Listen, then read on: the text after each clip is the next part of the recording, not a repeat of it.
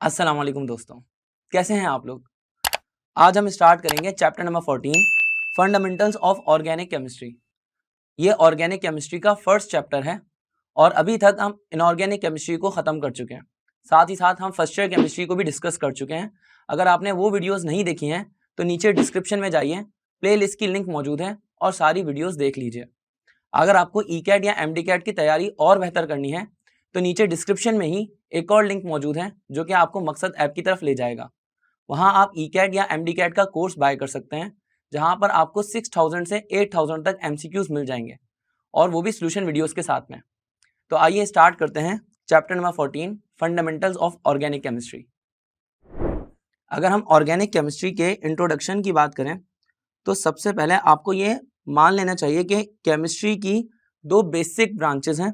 सबसे पहली ब्रांच है इनऑर्गेनिक केमिस्ट्री। अभी फर्दर और ब्रांचेस की हम लोग बात नहीं कर रहे, सिर्फ दो ब्रांचेस की बात कर रहे हैं, इनऑर्गेनिक केमिस्ट्री और ऑर्गेनिक केमिस्ट्री। दोनों में बेसिक डिफरेंस क्या है, इसको वाइटल फोर्स थ्योरी के थ्रू समझने की कोशिश करते हैं। वाइटल फोर्स थ्योरी क्या थी? वाइटल फोर्स थ्योरी पेश करने वाले शख्स का नाम था जे बर्जीलियस। जे बर्जीलियस ने वाइटल फोर्स थ्योरी में ये कहा था कि जो ऑर्गेनिक कंपाउंड्स हैं इनका ओरिजिन लिविंग थिंग्स है। ऑर्गेनिक कंपाउंड्स का ओरिजिन लिविंग थिंग्स हैं, यानी कि जितने भी ऑर्गेनिक कंपाउंड्स हैं वो स्टार्ट लिविंग थिंग्स से हुए हैं। अब फर्क नहीं पड़ता कि लिविंग थिंग्स आज के ज़माने की हैं या मिलियंस ऑफ ईयर्स बैक, करोड़ों साल पुराने भी कोई लिविंग थिंग्स होंगे और उधर से कोई ऑर्गेनिक कंपाउंड हमें हासिल होगा, उधर से कोई कंपाउंड हासिल होगा तो हम उस कंपाउंड को ऑर्गेनिक कंपाउंड ही कहेंगे। इस वाइटल फोर्स थ्योरी के अकॉर्डिंग ऑर्गेनिक कंपाउंड्स को बनाने के लिए एक ऐसी फोर्स चाहिए, एक ऐसी बहुत इंपॉर्टेंट फोर्स रिक्वायर्ड है जो कि सिर्फ लिविंग बॉडीज के अंदर ही होती है, या आम अल्फाज में ऑर्गेनिक कंपाउंड्स को लिविंग थिंग्स से ही हासिल किया जा सकता है। Organic compounds can be derived from living organisms only। अब ये वो डिफरेंस था जो आज से 200 साल पहले तक वैलिड था। इनऑर्गेनिक केमिस्ट्री के अकॉर्डिंग इनऑर्गेनिक केमिस्ट्री है नेचुरली अकरिंग ओर्स, मिनरल्स या मेटल्स की केमिस्ट्री जिसको हम लोग प्योर करते हैं, रिफाइन करते हैं और फिर अपने यूज में लेकर आते हैं। ये वो सारे सब्सटेंसेस हैं जो कि लिविंग थिंग से हासिल नहीं होते। इनका ओरिजिन है non living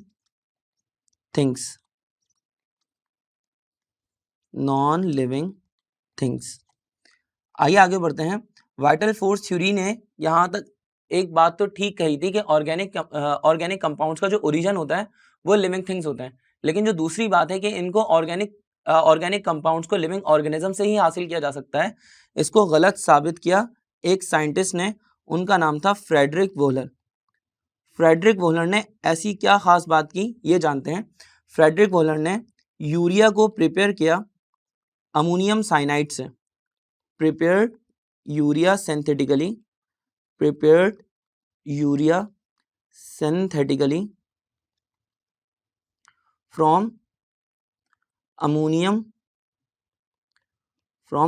cyanide। Ammonium cyanide से उन्होंने यूरिया को प्रिपेयर किया। यहाँ पर ऐसा नहीं आप समझ लीजिएगा कि इक्वेशन के हिसाब से कि यूरिया रिएक्टेंट है और अमोनियम साइनाइड प्रोडक्ट, ऐसा नहीं है। अमोनियम साइनाइड रिएक्टेंट है और यूरिया बनाया गया है। अब यूरिया इतना इंपॉर्टेंट क्यों है? क्योंकि यूरिया मौजूद होता है यूरिन के अंदर और यूरिन तो एक ऑर्गेनिक कंपाउंड है, सिर्फ लिविंग ऑर्गेनिज्म से ही हासिल किया जा सकता है। लेकिन इसको लेबोरेटरी में कैसे प्रिपेयर किया जा सकता है, ये फ्रेडरिक वोहलर ने करके दिखाया। इसी वजह से वाइटल फोर्स थ्योरी का जवाल शुरू हो गया। तो वाइटल फोर्स थ्योरी का फॉल कहा जाता है इस थ्योरी को, fall of vital force theory. इस थ्योरी का फॉल आया जब फ्रेडरिक वोहलर ने यूरिया को प्रिपेयर किया। तो मैं ये कह सकता हूँ urea was the first organic compound urea was the first organic compound which was made in laboratory. आगे बढ़ते हैं। जब ये थ्योरी गलत साबित हो गई तो ज़रूरत पड़ी एक और डेफिनेशन की कि ऑर्गेनिक कंपाउंड्स की नई डेफिनेशन क्या की जाए। तो हमारे पास इनऑर्गेनिक कंपाउंड्स और ऑर्गेनिक कंपाउंड्स की एक डेफिनेशन सामने आई। ऑर्गेनिक कंपाउंड्स की डेफिनेशन ये आई कि chemistry of carbon compounds, chemistry of carbon compounds, लेकिन इसमें एक्सेप्शंस हैं। एक्सेप्शंस क्या है केमिस्ट्री ऑफ कार्बन कंपाउंड्स में? एक्सेप्शन है कार्बन मोनोऑक्साइड्स की, कार्बन मोनोऑक्साइड की, कार्बन डाइऑक्साइड गैस की, कार्बोनेट्स की और कार्बाइड्स की। साथ ही साथ इसकी एक और डेफिनेशन भी की जा सकती है कि केमिस्ट्री ऑफ हाइड्रोकार्बन्स, जो हाइड्रोकार्बन्स की केमिस्ट्री होगी हम उसको ऑर्गेनिक कंपाउंड्स, हम उसको ऑर्गेनिक केमिस्ट्री के अंदर पढ़ेंगे, केमिस्ट्री ऑफ हाइड्रोकार्बन्स। अब हाइड्रोकार्बन्स के अंदर भी सिर्फ हाइड्रोजन और कार्बन शामिल नहीं होंगे, क्योंकि हाइड्रोजन और कार्बन बहुत ज़्यादा मेजर अमाउंट में तो ज़रूर शामिल हो सकते हैं, वो एक हेट्रोजीनियस कंपाउंड्स भी फॉर्म कर सकते हैं जिसमें fluorine, chlorine, bromine, iodine, oxygen, sulphur, nitrogen, ये सारे कंपाउंड भी शामिल हो सकते हैं। तो सिर्फ हाइड्रोकार्बन्स की केमिस्ट्री कह लेना भी काफ़ी नहीं है और सिर्फ कार्बन कंपाउंड्स की केमिस्ट्री कह लेना भी काफ़ी नहीं है, क्योंकि उसमें एक्सेप्शन है। लेकिन बहरहाल यही एक डेफिनेशन है जो आज के दिन वैलिड है। अगर हम इनऑर्गेनिक कंपाउंड्स की बात करें तो आप इनऑर्गेनिक कंपाउंड्स को कह सकते हैं chemistry of other than hydrocarbons या chemistry of naturally occurring minerals, metals या ओर्स वगैरह, जो कि हम ऑलरेडी डिस्कस कर चुके हैं। तो मैं इसको वापसी नहीं लिख रहा, ये ऑलरेडी डिस्कस की जा चुकी है। अब इनऑर्गेनिक कंपाउंड्स और ऑर्गेनिक कंपाउंड्स का जब बेसिक डिफरेंस समझ में आ गया है तो हमें समझना पड़ेगा कि ऑर्गेनिक कंपाउंड्स की नेचुरल सोर्सेज क्या क्या है। यानी ऑर्गेनिक कंपाउंड्स को अगर हम इंडस्ट्री के अंदर प्रिपेयर करने की कोशिश करें तो वो एक अलग चीज़ है, लेकिन नेचुरली अकरिंग उसकी सोर्सेज क्या क्या हैं जहाँ से हमें नेचुरली वो चीज़ मिल जाती है। तो नेचुरल सोर्सेज की बात करते हैं। सबसे पहली चीज़ है कोल, दूसरी चीज़ है पेट्रोलियम, तीसरी चीज़ है एनिमल्स, प्लांट्स, और यहाँ पर एक चीज़ रह गई है वो है नेचुरल गैस। तो ये 5 चीज़ें ऐसी हैं जहाँ से हमें ऑर्गेनिक कंपाउंड्स मिल जाते हैं और बहुत ज़्यादा अमाउंट में मिल जाते हैं। अब ऑर्गेनिक कंपाउंड्स की और भी ब्रांचेस हैं, जैसे कि aliphatic hydrocarbons, aromatic hydrocarbons, acyclic, alicyclic, उस पर थोड़ी देर बाद डिस्कस करेंगे। लेकिन एक चीज़ समझ लीजिए कि कोल की अगर फर्दर डिस्टिलेशन की जाए, कोल की थर्मल डिस्टिलेशन की जाए अगर, तो कोल की थर्मल डिस्टिलेशन के बाद हमें मिलती है कोल गैस, और कोल गैस के बाद हमें मिलता है कोलतार। कोलतार लिक्विड फॉर्म में होता है और कोलतार के बाद हमें मिलता है कोक। इसमें कोलतार बड़ा इंपॉर्टेंट है क्योंकि कोलतार इज द मेन सोर्स, ये इसको हम ये बोल सकते हैं rich source of aromatic organic compounds, aromatic organic compounds. और ये पूछा जा सकता है एमसीक्यूज के अंदर। कैसे पूछा जा सकता है ये मैं आपको समझा देता हूँ। ये पूछा जाता है कि बेंजीन या टॉलिन या नेफ्थलीन वगैरह या इस तरह की जो भी एरोमेटिक हाइड्रोकार्बन्स हैं, ये कोल तार के कौन से फ्रैक्शन में पाए जाते हैं। जब हम कोल तार की फ्रैक्शनल डिस्टिलेशन करते हैं तो ये जितने ऑर्गेनिक कंपाउंड्स हैं जो कि लाइट इन वेट हैं, ये लाइट ऑयल के अंदर पाए जाएंगे।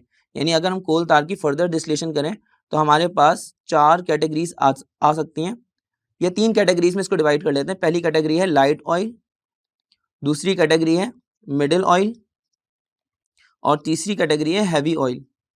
तो कोल तार की अगर हम फ्रैक्शनल डिस्टिलेशन करेंगे तो लाइट ऑयल में हमारे पास एरोमेटिक कंपाउंड्स पाए जाएंगे। वो एरोमेटिक कंपाउंड्स कौन कौन से हैं? सबसे पहला है बेंजीन, टॉलिन। बेंजीन अलग से नहीं पाया जाता, नॉर्मली टॉलिन वगैरह दूसरे कंपाउंड्स पाए जाते हैं जिसमें से बेंजीन को अलग कर लिया जाता है। तो benzene, toluene, phenol, naphthas, pyridine etcetera. आइए बढ़ते हैं अब ऑर्गेनिक कंपाउंड्स की बेसिक डेफिनेशंस के ऊपर।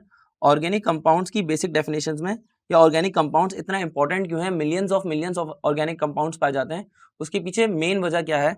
तो वो चीज़ है कैटिनेशन।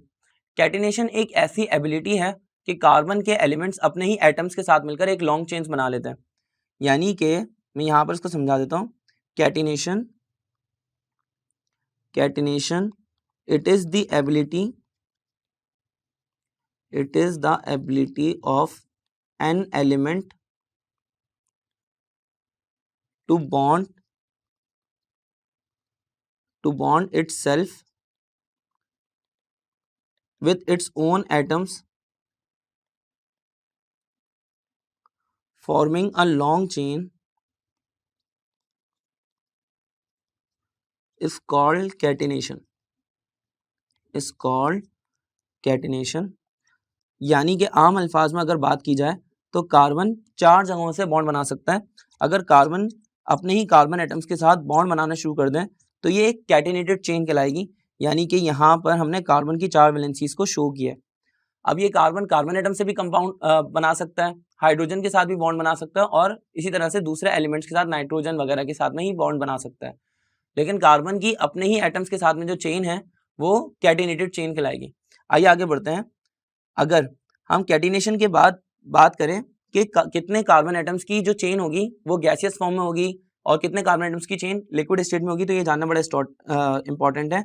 अगर हम बात करें कि कार्बन 1 से लेकर कार्बन 4 तक कितने कौन सी स्टेट होती है, तो कार्बन 1 से लेकर कार्बन 4 तक होती है गैसियस स्टेट, यानी कि जो कार्बन 1 की चेन है, C1 की जो चेन है, C1 की चेन कहलाती है मीथेन गैस, और मीथेन गैस को कहा जाता है ड्राई गैस।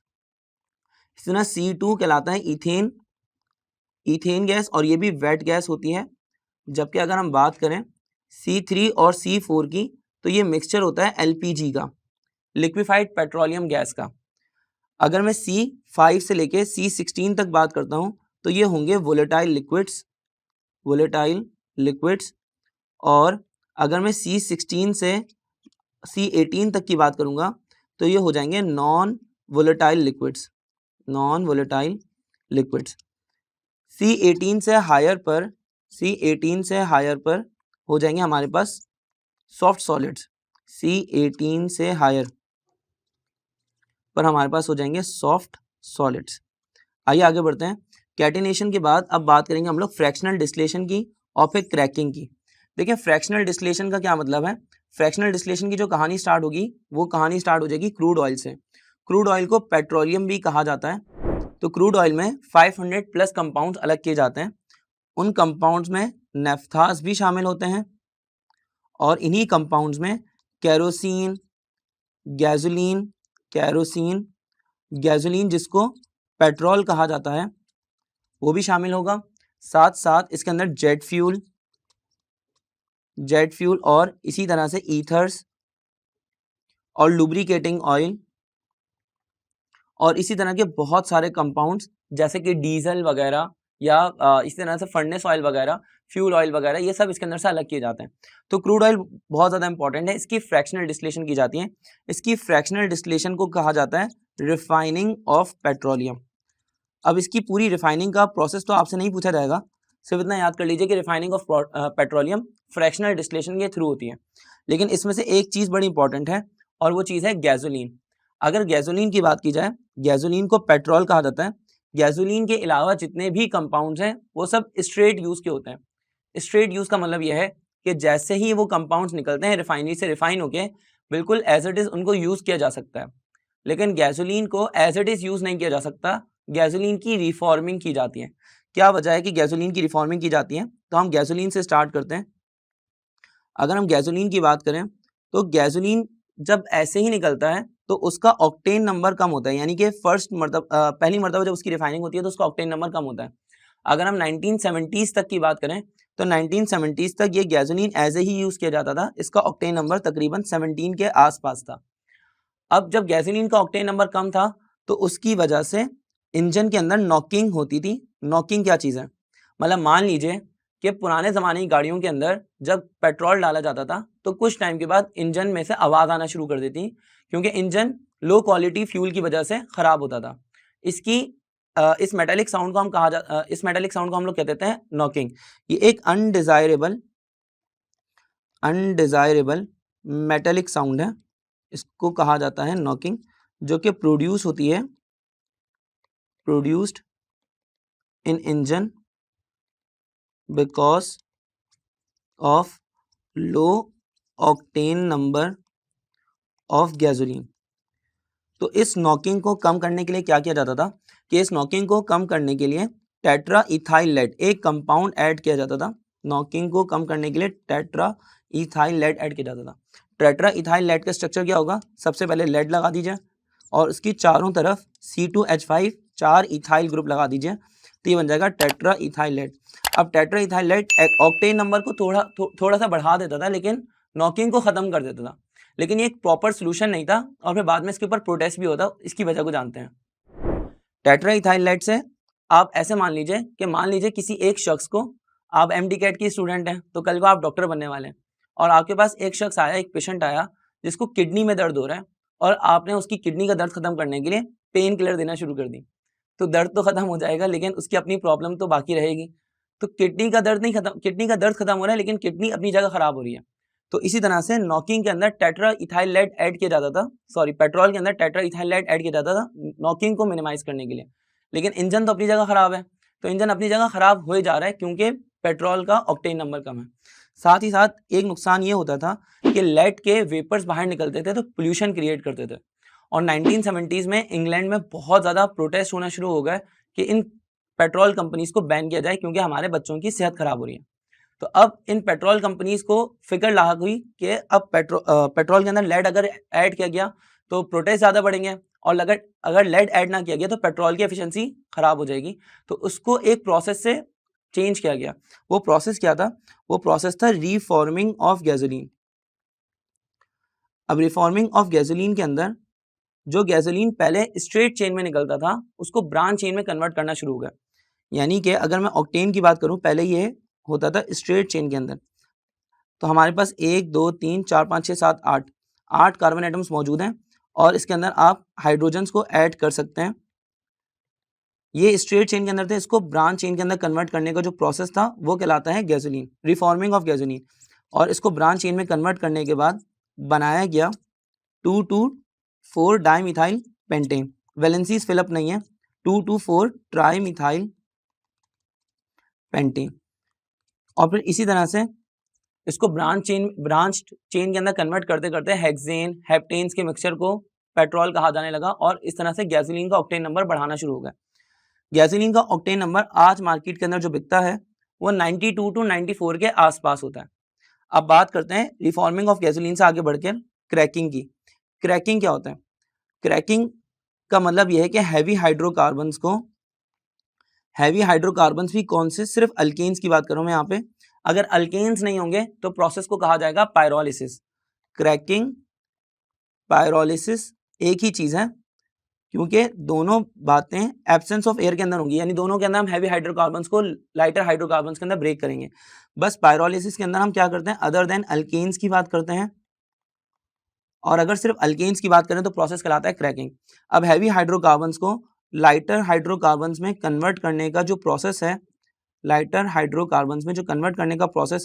वो प्रोसेस कहलाता है क्रैकिंग। लेकिन क्रैकिंग होता है एब्सेंस ऑफ एयर में, हवा की गैर मौजूदगी में, और यहाँ पर टेम्परेचर बहुत ज़्यादा होता है, हाई टेम्परेचर कितना ज़्यादा होता है? 700 डिग्री सेंटीग्रेड के आसपास हो सकता है या इससे ऊपर हो सकता है।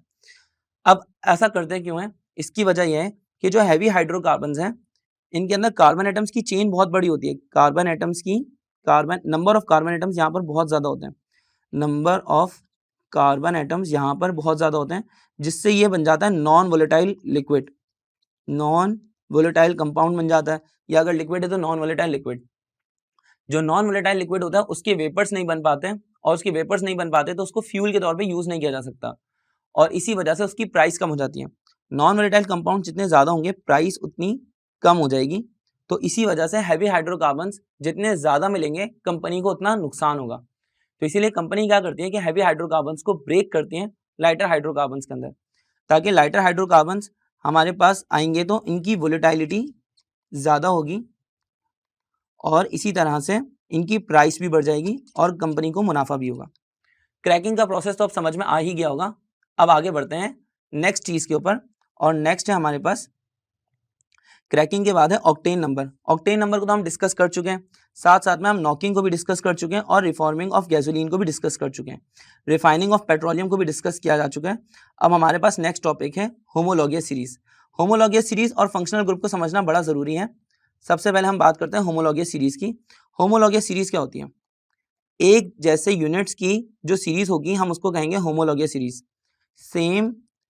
सेम यूनिट्स वाली सीरीज को कहा जाएगा होमोलॉगियस सीरीज। अब सेम यूनिट्स वाली सीरीज का मतलब क्या है कि इनकी सेम केमिकल प्रॉपर्टीज होंगी, फंक्शनल ग्रुप सेम होंगे, functional group same, chemical properties same होंगी, सेम केमिकल प्रॉपर्टीज, साथ साथ में स्ट्रक्चरल फीचर्स भी एक जैसे होंगे, same structural features, structural features यहाँ पर एक जैसे होंगे। क्या डिफरेंट होगा यहाँ पर? डिफरेंट होंगी फिजिकल प्रॉपर्टीज। फिजिकल प्रॉपर्टीज इसलिए डिफरेंट होंगी क्योंकि केमिकल प्रॉपर्टीज डिपेंड करती हैं एटॉमिक नंबर पे, या आप यहाँ पे बोल सकते हैं कि फंक्शनल ग्रुप पर डिपेंड करती है। जब तक फंक्शनल ग्रुप सेम रहेगा केमिकल प्रॉपर्टीज सेम रहेंगी, लेकिन फिजिकल प्रॉपर्टीज डिपेंड करती हैं एटॉमिक मासेस के ऊपर या मॉलिकुलर मासेस के ऊपर। तो क्योंकि सारे कंपाउंड्स के मॉलिकुलर मासेस अलग अलग होंगे तो फिजिकल प्रॉपर्टीज भी अलग होंगी। Different physical properties because of different molecular masses. आगे बढ़ते हैं। अब इसमें डिफरेंस क्या होगा कि सक्सीडिंग मेंबर और प्रीसीडिंग मेंबर, यानी कि जो आगे आने वाला कंपाउंड है और नए आने वाले पिछले वाले कंपाउंड में जो डिफरेंस होगा वो होगा CH2 ग्रुप का। CH2 ग्रुप का डिफरेंस होगा between preceding and successive members. अगर CH2 ग्रुप का डिफरेंस होगा तो मोलर मास में कितना डिफरेंस आएगा वो भी समझ लीजिए। मोलर मास में डिफरेंस आएगा 14 का, क्योंकि कार्बन का एटॉमिक मास हो जाएगा 12 और हाइड्रोजन का एटॉमिक मास हो जाएगा 2। 1 को मल्टीप्लाई कर लेंगे 2 से तो 12 + 2 4 हो जाएगा। तो 14 का मोलर मास, 14 मोलर मास का डिफरेंस होगा। अब आगे बढ़ते हैं। अगर होमोलॉगियस सीरीज की बात की जाए तो होमोलॉगियस सीरीज की चंद एग्जांपल्स हैं जो मैं यहाँ पर लिख रहा हूँ। सबसे पहले अल्केन्स, फिर उसके बाद अल्कीन्स, अल्कीन्स के बाद अल्काइंस, अल्कोहल्स, ईथर्स वगैरह। अल्कोहल्स तक काफ़ी है। अगर हम अल्केन्स तक की बात करते हैं तो अल्केन्स का जनरल फॉर्मूला होता है CnH2n+2। अल्कीन्स का जनरल फॉर्मूला होता है CnH2n। अल्काइंस का जनरल फॉर्मूला होता है CnH2n-2 और अल्कोहल्स का जनरल फॉर्मूला होता है CnH2n+1। साथ में OH ग्रुप अटैच्ड होगा। अल्केन्स के अंदर पहचान आप इस तरह से कर सकते हैं कि जितने कार्बन होंगे हाइड्रोजन उसके डबल से 2 ज़्यादा होंगे। जैसे कि अगर एक कार्बन है तो एक कार्बन के लिए हाइड्रोजन हो गया 1 × 2 2 और 2 + 2 4, यानी हाइड्रोजन उसके डबल से 2 ज़्यादा। तो यहाँ पर पहला जो कंपाउंड होगा उसके अंदर हाइड्रोजन हो जाएंगे 4। अगर मैं दूसरे कंपाउंड की बात करूँ, जैसे C2 की बात करूँ, ये ईथेन है ये ईथेन है, तो ईथेन का फॉर्मूला हो जाएगा C2H6। कैसे? क्या हाइड्रोजन कार्बन हो गया 2, कार्बन 2 का डबल कर लें तो हाइड्रोजन हो जाएंगे 4 और 4 + 2 हो जाएंगे 6। तो यहाँ पर हो जाएगा C2H6। इसी तरह से अगर मैं C4 की बात करूंगा तो ये हो जाएगा C4H8, 8 + 2, यहाँ पर हो जाएगा C4H10। ये ब्यूटेन का फॉर्मूला है। इसी तरह से ये सीरीज चलती रहेगी। अगर अल्कीन्स की बात करें तो जितने कार्बन है हाइड्रोजन उसके डबल होंगे। जैसे कि अगर 2 कार्बन है तो हाइड्रोजन होंगे 4, अगर 3 कार्बन है तो हाइड्रोजन होंगे 6 और इसी तरह से आगे बढ़ते रहेंगे। अल्काइंस की बात करें तो हाइड्रोजन डबल से 2 कम होंगे। जैसे कार्बन अगर 2 हैं तो हाइड्रोजन हो जाएंगे 2 × 2 = 4 और 4 - 2 2 C2H2। अगर मैं 3 कार्बन की बात करूंगा तो 3 कार्बन के डबल हो जाएंगे 6। 6 में से 2 को माइनस कर लें तो ये हो जाएगा 4, तो ये हो जाएगा C3H4। ये सब अलग अलग कंपाउंड्स को आप इस तरह से डिफरेंशिएट कर सकते हैं। अल्कोहल्स के अंदर भी सेम इसी तरह से, जैसे CH3OH, फिर उसके बाद C2H5OH और इसी तरह से ये सीरीज आगे बढ़ती रहेगी। लेकिन आपने एक चीज़ यहाँ पर नोटिस की होगी, वो नोटिस ये करने वाली चीज़ ये है कि CH4 से लेके कार्बन 1 बढ़ गया और हाइड्रोजन 4 से 6 हो गया, तो ये CH2 ग्रुप का डिफरेंस आया। इसी तरह से कार्बन 2 से अगर मैं C3 तक जाता तो कार्बन 2 से हो जाते 3 और हाइड्रोजन हो जाते 8। तो यहाँ पे कार्बन 2 से हो जाएंगे 3, तो एक कार्बन बढ़ गया और हाइड्रोजन 6 से 8 पर जाते हुए CH2 ग्रुप का डिफरेंस आ गया। तो होमोलॉगियस सीरीज में हर मेंबर के अंदर CH2 ग्रुप का डिफरेंस चलता रहेगा। यहाँ पे हमारे होमोलॉगियस सीरीज की डेफिनेशन खत्म होती है। आइए बात करते हैं फंक्शनल ग्रुप की। फंक्शनल ग्रुप क्या चीज़ है? Functional group group of atoms या सिर्फ एटम भी हो सकता है, ग्रुप ऑफ एटम्स या आइंस या molecules which are responsible which are responsible for the characteristics reaction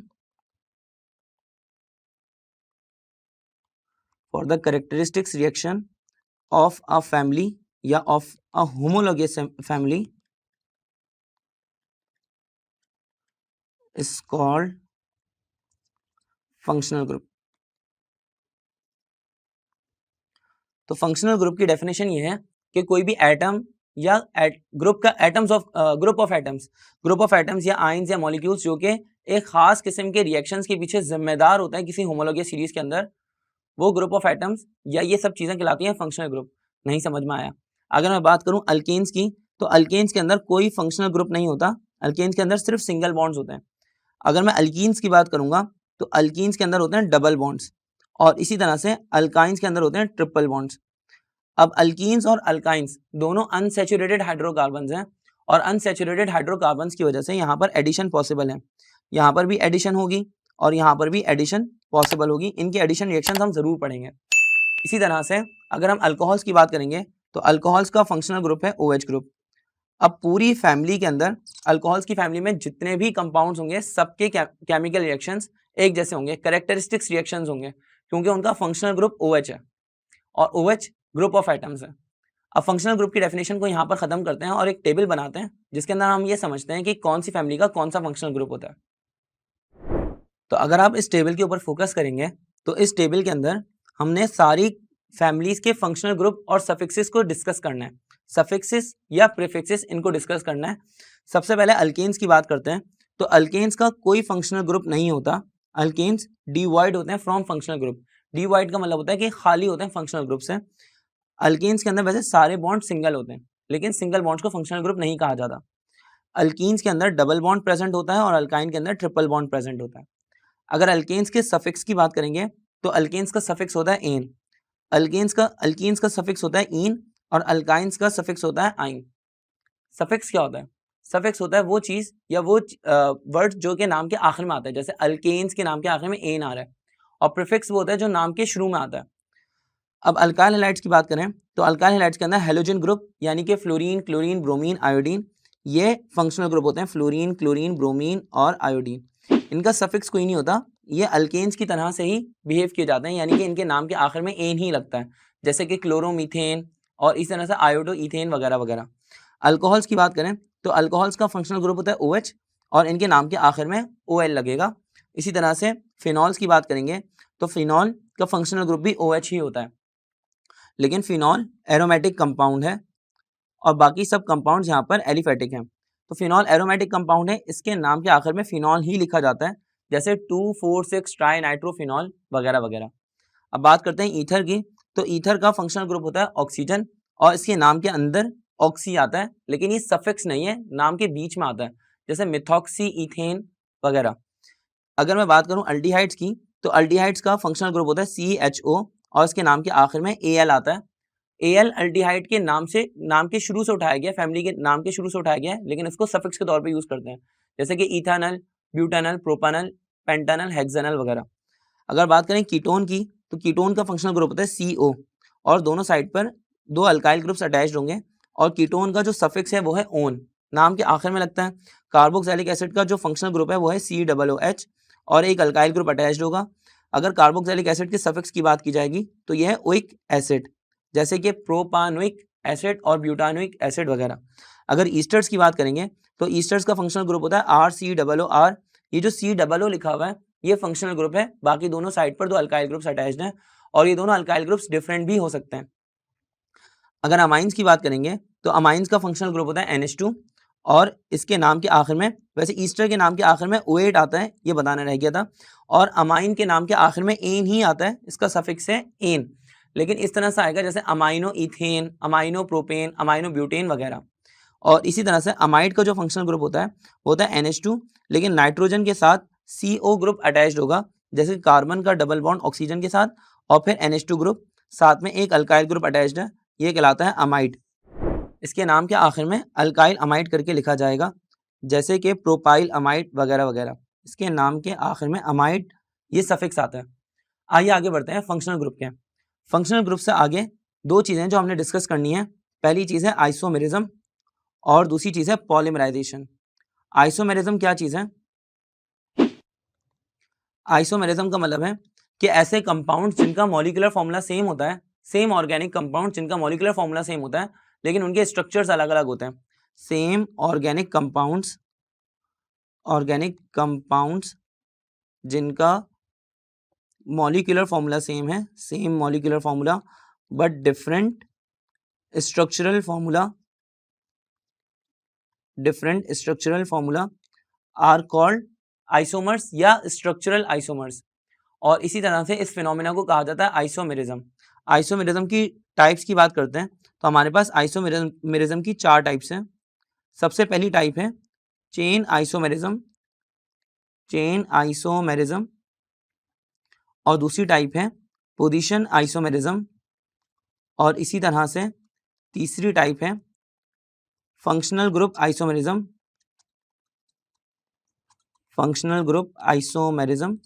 और इसी तरह से आखिरी टाइप है मेटामेरिज्म। अब इन टाइप्स के अंदर क्या डिफरेंस है वो जानते हैं। सबसे पहले चेन आइसोमेरिज्म की बात कर लें। चेन आइसोमेरिज्म में मॉलिक्यूलर फॉर्मूला सेम रहेगा, बल्कि चेन आइसोमेरिज्म में क्या, जितनी भी आइसोमेरिज्म के कंपाउंड्स हैं उन सब में मॉलिक्यूलर फॉर्मूला सेम रहेगा, लेकिन इधर चेंज क्या होगा, इधर हो जाएगा डिफरेंट स्केलेटन। स्केलेटन कैसे चेंज होता है? या तो स्ट्रेट चेन में और ब्रांच चेन में कोई डिफरेंस होगा। जैसे कि यहाँ पर मैं पेंटेन की बात कर लेता हूँ तो पेंटेन नॉर्मल पेंटेन भी होता है, एन पेंटेन जो कि स्ट्रेट चेन के अंदर होता है, और एक होता है आइसोपेंटेन और इसी तरह से एक होता है न्यू पेंटेन। तो अगर आप इन वर्ड्स के अंदर डिफरेंस देखेंगे तो आप फौरन समझ जाएंगे कि यहाँ पर चेन आइसोमर्स की बात की जा रही है। पेंटेन में एन आइसो या इसी तरह से न्यू का वर्ड हो सकता है या इनके आईयूपीएसी नेमिंग में डिफरेंस हो सकता है। अगर मैं पोजीशन आइसोमेरिज्म की बात करूंगा तो इसको पहचानना सबसे आसान है, क्योंकि पोजीशन आइसोमेरिज्म में पोजीशन का डिफरेंस आपको दिखेगा, different position of functional group, जैसे कि 1 ब्यूटीन और 2 ब्यूटीन, ये चेन पोजीशन आइसोमर्स हैं, क्योंकि इसके अंदर आपको फंक्शनल ग्रुप की पोजीशन में डिफरेंस नजर आ रहा है, या तो 1 पे है या सेकंड पर है, इसी तरह थर्ड पे या फोर्थ पे हो सकता है वगैरह। सिमिलरली अगर हम अल्कोहल्स की बात करेंगे तो अल्कोहल्स के अंदर कुछ ऐसा हो सकता है कि 1 प्रोपानॉल या 2 प्रोपानॉल वगैरह। अब यहाँ पर आप देखेंगे कि आईयूपीएसी नेमिंग के अंदर प्रोपानॉल के अंदर फंक्शनल ग्रुप सेम है लेकिन उनकी पोजीशन डिफरेंट है और पोजीशन को पहचानना सबसे आसान है। अगर हम फंक्शनल ग्रुप की बात करते हैं तो फंक्शनल ग्रुप आइसोमेरिज्म में डिफरेंट फंक्शनल ग्रुप्स होंगे। डिफरेंट फंक्शनल ग्रुप्स को पहचानना थोड़ा ट्रिकी होता है। जैसे कि अगर मैं ग्लूकोज की बात करूं, ग्लूकोज और फ्रक्टोज ये दोनों एक दूसरे के फंक्शनल ग्रुप आइसोमर्स हैं, क्योंकि ग्लूकोज के अंदर जो फंक्शनल ग्रुप होता है वो होता है CHO ग्रुप अल्डिहाइडिक ग्रुप, जबकि फ्रक्टोज के अंदर कीटोनिक ग्रुप होता है C double bond with O। ये कीटोनिक ग्रुप इसके अंदर मौजूद होगा और CHO अल्डिहाइडिक ग्रुप इसके अंदर शामिल होगा। सिमिलरली अगर हम अल्कोहल्स की बात करें तो अल्कोहल्स और ईथर्स में फंक्शनल ग्रुप आइसोमर्स होते हैं। They are bit tricky to determine. आगे बात करते हैं मेटामेरिज्म की। मेटामेरिज्म के अंदर डिफरेंट अल्काइल रेडिकल्स होंगे। Metamerism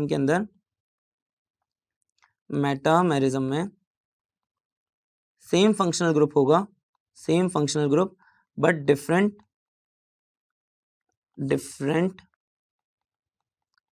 alkyl radicals.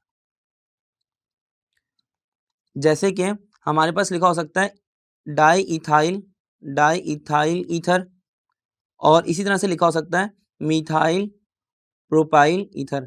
अगर आप यहाँ पर फोकस करेंगे तो ईथर और ईथर में जो फंक्शनल ग्रुप है वो तो सेम रहेगा, लेकिन इनके अल्काइल रेडिकल्स चेंज हो रहे हैं, तो इसको पहचानना भी बहुत आसान है। जैसे कि डाई इथाइल ये दो अलग अलग अल्काइल रेडिकल्स हैं, इसी तरह मिथाइल और प्रोपाइल यहाँ पर दो अलग रेडिकल्स हैं, दोनों का फॉर्मूला सेम रहेगा। दोनों का फॉर्मूला है, मॉलिक्यूलर फॉर्मूला है C4H10O, बस ये फैमिलीज में अल्काइल रेडिकल्स का डिफरेंस है। इसी तरह से कोई और फैमिली में लिखा हो सकता है, जैसे डाई इथॉक्सी या इथॉक्सी इथेन लिखा हो सकता है। सिमिलरली मिथॉक्सी प्रोपेन लिखा हो सकता है। तो यहाँ पे फंक्शनल ग्रुप का डिफरेंस नहीं होगा, बल्कि आपको अल्काइल रेडिकल का डिफरेंस दिख जाएगा। तो हमने आइसोमर्स की बात कर ली है। अब हमारी नेक्स्ट चीज है जो कि डिस्कस करनी है हमने, वो है पॉलीमराइजेशन। पॉलीमराइजेशन तो बहुत आसान है, इसको आप ऐसे समझ सकते हैं कि कतरा कतरा मिलकर दरिया बनता है। ये स्मॉल मोनोमर्स कंबाइन होके एक पॉलीमर फॉर्म कर लेते हैं। पॉलीमर साइज में बड़ा होता है, साइज इसका हैवी होता है, जिसकी वजह से इसका मॉलिक्यूलर मास भी ज़्यादा होता है। अगर हम स्मॉल मोनोमर्स की एग्जांपल ले लें तो मोनोमर का मतलब होता है 1 यूनिट। छोटे छोटे यूनिट्स आपस में कंबाइन होकर एक पॉलीमर फॉर्म करते हैं। जैसे कि अगर इथीन की बात की जाए तो इथीन आगे जाके कन्वर्ट हो जाएगा पॉलीथीन के अंदर। और अगर हम बात करें विनाइल क्लोराइड की तो विनाइल क्लोराइड आगे जाके कन्वर्ट हो जाएगा पीवीसी के अंदर, पीवीसी के अंदर। सिमिलरली अगर हम विनाइल एसीटेट की बात करेंगे तो विनाइल एसीटेट आगे जाके कन्वर्ट हो जाएगा पॉलीविनाइल एसीटेट के अंदर। लेकिन अगर हम इसी तरह से बात करें फिनॉल्स की और फॉर्मल्डिहाइड की तो फिनॉल्स और फॉर्मल्डिहाइड आपस में कंबाइन होकर जो फॉर्म करेंगे उसका नाम है बेकलाइट। अगर आपने ये चारों चीजें फोकस की होंगी तो आपको यहाँ पे एक क्लियर डिफरेंस दिखा होगा कि इथीन, विनाइल क्लोराइड और विनाइल एसीटेट ये सेम मोनोमर्स आपस में कंबाइन हो रहे हैं। जब सेम मोनोमर्स आपस में कंबाइन हो गए एक पॉलीमर फॉर्म करते हैं तो ये पॉलीमराइजेशन कहलाती है एडिशन पॉलीमराइजेशन। एडिशन पॉलीमराइजेशन की सबसे आसान एग्जाम्पल है, आसान डेफिनेशन है। इसके अंदर कोई बाय प्रोडक्ट फॉर्म नहीं होता, नो बाय प्रोडक्ट। जबकि अगर हम बात करें फिनॉल्स और फॉर्मल्डिहाइड की तो फिनॉल्स और फॉर्मल्डिहाइड डिफरेंट कंपाउंड से मिलकर बन रहे हैं, डिफरेंट कंपाउंड्स यहाँ पर शामिल हैं। तो इसीलिए ये पॉलीमराइजेशन कहलाती है कंडेंसेशन पॉलीमराइजेशन, कंडेंसेशन पॉलीमराइजेशन। लेकिन इसके अंदर एक बाय प्रोडक्ट फॉर्म होता है और वो बाय प्रोडक्ट है वाटर। कभी वाटर फॉर्म होता है, कभी HCl फॉर्म होता है, नॉर्मली वाटर फॉर्म होता है। पॉलीमराइजेशन से आगे बढ़ते हैं, हमारा नेक्स्ट टॉपिक है, यहाँ पर हमारा पॉलीमराइजेशन का टॉपिक एंड होता है। हमारा नेक्स्ट टॉपिक है क्लासिफिकेशन ऑफ हाइड्रोकार्बन्स और साथ साथ में IUPAC नेमिंग। IUPAC नेमिंग को हम चैप्टर नंबर 14 के पार्ट 2 में डिस्कस करेंगे और क्लासिफिकेशन ऑफ हाइड्रोकार्बन्स को हम चैप्टर नंबर 15 में जाकर डिस्कस करेंगे। अगर आपने ये वीडियोस अभी तक नहीं देखी हैं तो नीचे डिस्क्रिप्शन में जाइए, प्लेलिस्ट की लिंक मौजूद है जहाँ पर आप ये सारी वीडियोस लेक्चर 1 से देख सकते हैं। इसी तरह से अगर आपको अपनी MD कैट या ECAT की तैयारी को और बेहतर बनाना है तो डिस्क्रिप्शन में ही एक और लिंक मौजूद है जो कि आपको मकसद ऐप की तरफ ले जाएगा। वहाँ पर आपको 6000 से वहाँ पर आप ECAT या MD कैट का कोर्स बाय कर सकते हैं जहाँ पे आपको 6000 से 8000 तक MCQs मिल जाएंगे और वो भी सोल्यूशन वीडियोस के साथ में। तो आप अपना ख्याल रखिए, हम मिलते हैं आपसे नेक्स्ट वीडियो में। अल्लाह हाफिज़।